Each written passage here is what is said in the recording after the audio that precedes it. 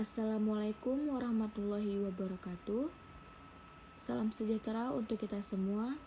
Perkenalkan, nama saya Nurul Fadilah Syafitri dengan NIM 5211143005 beserta rekan saya Ade Rahmi Asibuan dengan NIM 5211143009. Di sini kami akan menjelaskan mengenai hasil survei pelayanan prima pada usaha butik Syafa. Untuk memenuhi tugas mata kuliah pelayanan prima dengan dosen pengampu Ibu Dr. Rasita Purba MKes. Asal prodi yaitu Program Studi Pendidikan Tata Busana, Fakultas Teknik Universitas Negeri Medan. Baiklah, selanjutnya di sini saya akan menjelaskan mengenai hasil observasi.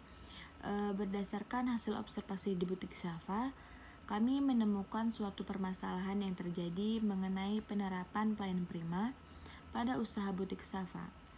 Sehingga pada akhirnya kami akan menuangkan permasalahan tersebut dalam suatu kasus agar nantinya menghasilkan solusi yang bersangkutan dengan permasalahan yang ada. Untuk permasalahan yang pertama yaitu tingkat kepuasan pelanggan yang rendah terhadap ketersediaan barang. Yang kedua yaitu kemasan barang yang kurang menarik dan monoton sehingga tidak menarik kepuasan pelanggan.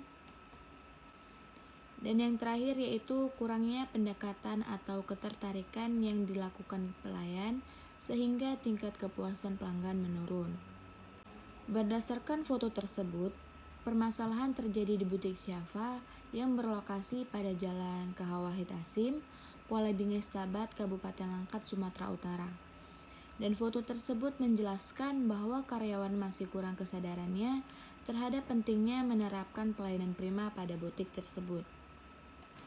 Kemudian, berdasarkan permasalahan yang ada, dapat disimpulkan bahwa kurangnya penerapan pelayanan prima pada butik yang dapat mengakibatkan terjadinya pelanggan yang kurang puas dengan suatu produk dan tidak akan membeli ataupun menggunakan lagi produk yang kita tawarkan.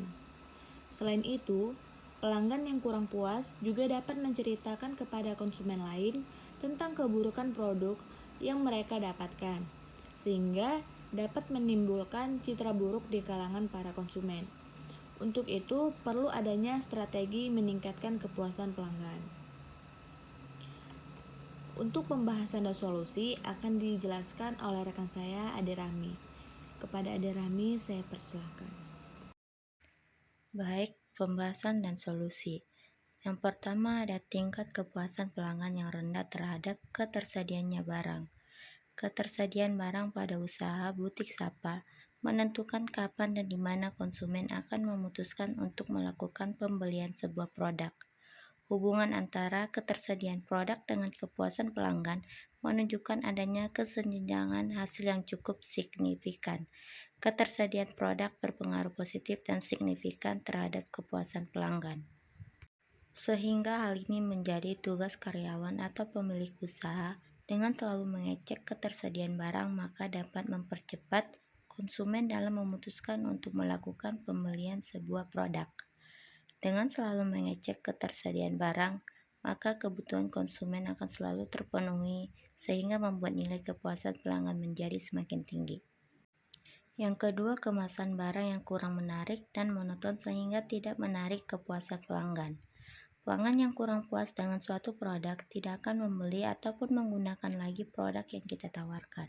Selain itu, pelanggan yang kurang puas juga dapat menceritakan kepada konsumen lain tentang keburukan produk yang mereka dapatkan, sehingga dapat menimbulkan citra buruk di kalangan para konsumen. Untuk itu, kita perlu adanya strategi meningkatkan kepuasan pelanggan. Strategis dan target pemasaran secara kreatif melalui solusi desain yang tepat adalah fungsi utama desain kemasan. Ketika desain kemasan mampu memberikan informasi yang jelas dan spesifik kepada konsumen, baik langsung maupun tidak langsung, dan satu poin pembanding di mana satu produk tampak merupakan produk yang lebih efektif, nilainya lebih baik, kemasannya lebih nyaman.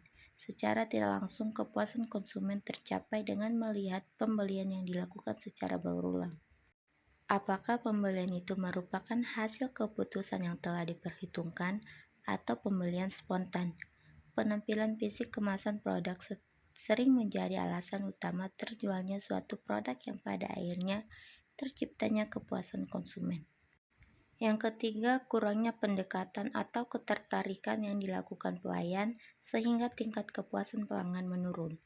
Meningkatkan kepuasan pelanggan merupakan cara yang untuk memperoleh pelanggan baru dengan menggabungkan berbagai cara. Kepuasan pelanggan sendiri yaitu respon atau tanggapan yang diberikan para konsumen setelah terpenuhinya kebutuhan mereka akan sebuah produk atau jasa, sehingga para konsumen memperoleh rasa nyaman dan senang karena harapannya telah terpenuhi. Proses pemenuhan kepuasan pelanggan tidak hanya membutuhkan produk atau jasa yang berkualitas saja, namun juga membutuhkan adanya sistem pelayanan yang mendukung, sehingga para pelanggan akan merasa senang dengan produk atau jasa yang dibutuhkan, serta nyaman dengan pelayanan yang diberikan.